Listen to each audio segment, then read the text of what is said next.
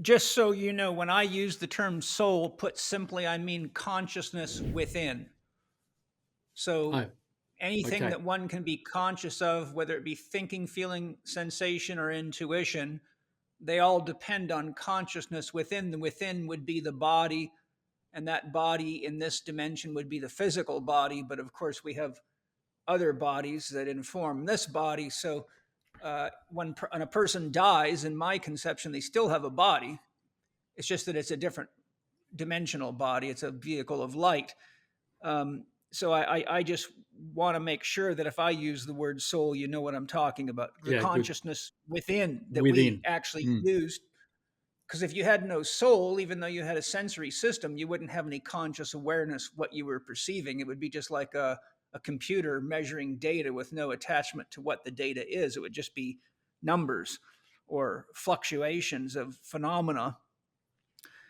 How will you, when you use the word mind, what exactly are what are you conveying with that term? The thought process. Okay, what in your conception, what is a thought and how is a thought created? It's basically an imagination. So Ah, okay. yeah. So basically, we conjure, or if you like, we when we think, there's no actual thought that is there.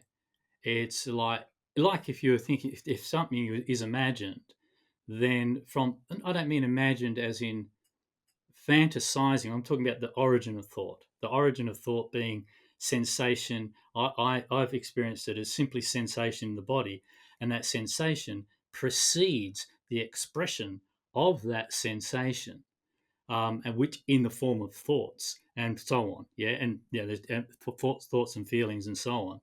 But the actual what you're saying, what does I think a thought is? The thought really is an interloper because the thought is not part of the natural human natural process. The thought is something we added on. This is just how I'm looking at it. Yeah, the thought is Yeah. something which we've added on at a certain age once we learn to speak and so on. Yeah, with complex language and so forth. And that thought process that we've added on, unfortunately, we've added that on loaded with a particular culture, a particular association with that word. And in that loading up of those thoughts, we create our own particular form of bias, our own particular form of conflict, and our own Well, particular fantasy. But hmm yeah, you see what I'm saying. So, but the reality begins with the sensory, so the thought process begins with a sensation, and the sensation is the origin of that thought and information.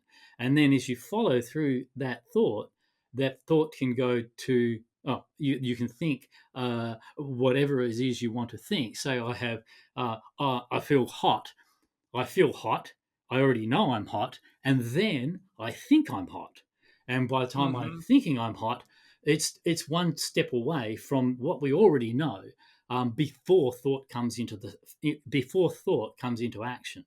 So thought is the sensory process, is the feeling hot or feeling cold or feeling sad or feeling angry or whatever, and you know that, but in a different way. You know that in the way that the body understands things, which is sensory, but you don't necessarily know that in a sense of describing that to yourself.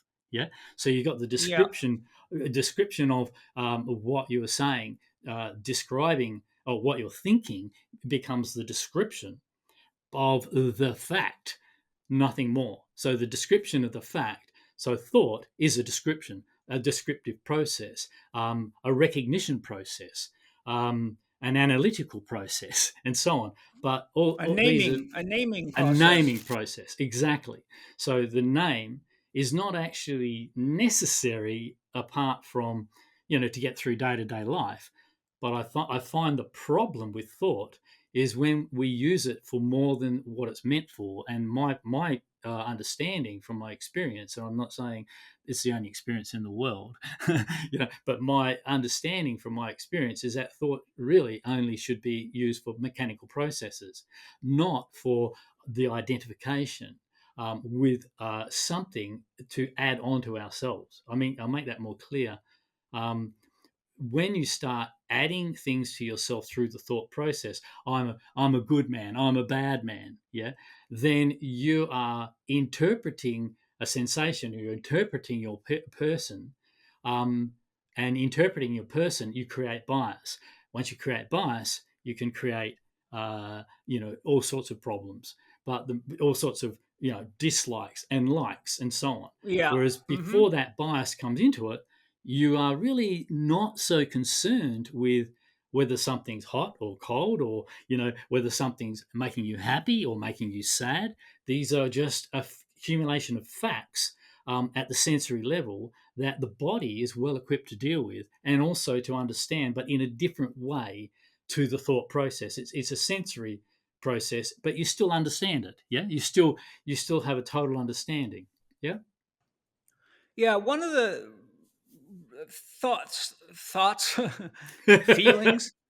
One of the things that rose up in me as I studied your work and your app and everything we've been in dialogue on in preparation for the podcast that I wanted to bring up, and this might be addressed later in the outline. I don't remember, but I think it's important to cover now because your approach is so sensory based, which I think for most people is very, very important, and probably for all people at some level, because we all have a body.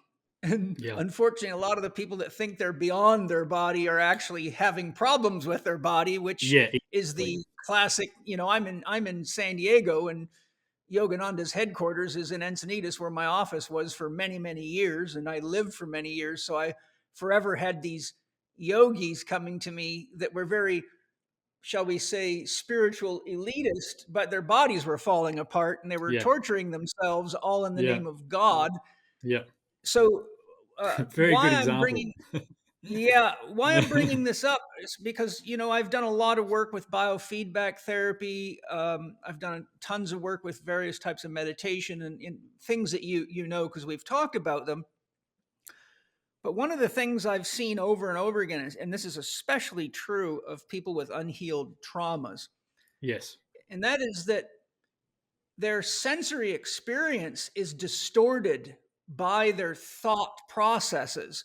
And I'll Yep. give you a simple example. I use the cold plunge, and I often take athletes or people to the cold plunge as part Yeah. of their healing work and suggestion for use of it, etc.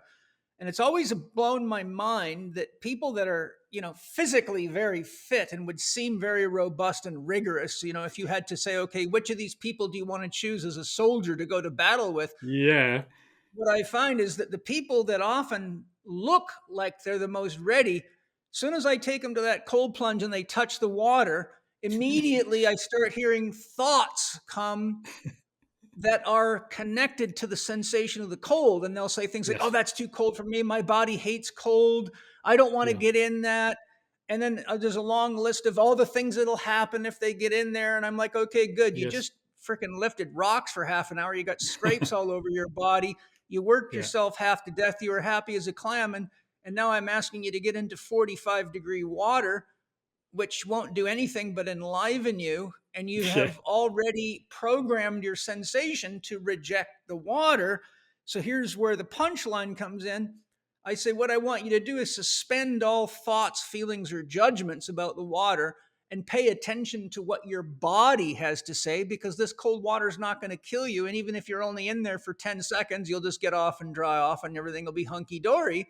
Yep. So go ahead and get in and listen to what your body says. And 99% of the time, they look at me in about a minute or less and go, wow, you're right. My body's really loving this feeling. Uh-huh. I guess I was thinking my way out of it. Yeah. Yeah. So the point I'm trying to address is because so many people are so deeply conditioned mentally and with painful emotions and Yeah. associations and complexes, to use a Jungian term, their actual relationship with their sensory system is already distorted in the Yeah. unconscious background. So I thought that was important to address, because my question is, how do you address those issues when you're bringing someone into a feeling sensation based experience, and those feelings and sensations may already be linked to cognitive processes that could be disassociative, but they're not even aware that they're doing it to themselves? This is where psychology tends to fall over, is that we aren't taking advantage of the body, not to the extent that we should be. Yeah. And Yes. to the wisdom and the power of the body to change its views. I'll say change its views. Yeah. Or not necessarily change its views, but realize that you are not in trouble when you are believing you are. But the only way I felt very, very powerful system, and I mean that because I'm not saying that to sound good. I've really seen this working over and over again. And what is the most difficult thing for a person to do is to do what they don't want to do. To do, yeah, yeah, That's pretty true. I think that's true. Yes. yeah, yeah, I'll and agree with that. you don't want to do it, but with that, Even when it's good for you, though. Even even when when it's it's good good for for you, you. Right? because Just like I it's talked about the water, or eating yeah, good food, or drinking water instead of coffee or beer yeah, or tea. And I think it's an important point. I mean, I hope you understand. I'm not trying to be antagonistic. I'm trying to clarify me. No, very, you're not very being important, not at all, not at very, all. Mm. very important issues, because Yeah, yeah, I have a deep, deep connection with my body. I mean, yes, I was an elite athlete from the time I was a child, and I couldn't have done what I did without that. yes, And many of the sports I was involved in require exquisite body relationship, body awareness, and body control, such as racing motocross. I mean, you're going extremely fast in rough terrain with lots of racers around you, and anything can happen at any time. And the problem is, you cannot use your mind in a motocross race because it can't think fast enough to yeah, respond to the stimuli. And you will find yourself, especially as you develop your skill level, to actually be responding to the motorcycle and the environment faster than your mind can think, and going, oh my God, I don't even know how I did that, but thank God it worked exactly. out. Our relationship with our body, as you describe in your white paper, is our relationship to and in the world and to ourselves. Yes, And if we're not in our body, then we're not really in this world. yeah, yeah, And that creates a problem. And that's really what disassociation is all about. You're not in yeah, this world, and you can't heal your body exactly. in another world. Yeah, You can initiate, you can say, you can do mushrooms and realize you have this or that problem and say, well, I really should heal that. But that doesn't mean that you've done the healing. yeah, Meditation is often believed to do the healing, but yeah, but meditation it's not. opens the door of awareness, but it's not actually doing the healing. Yeah, So yeah, I think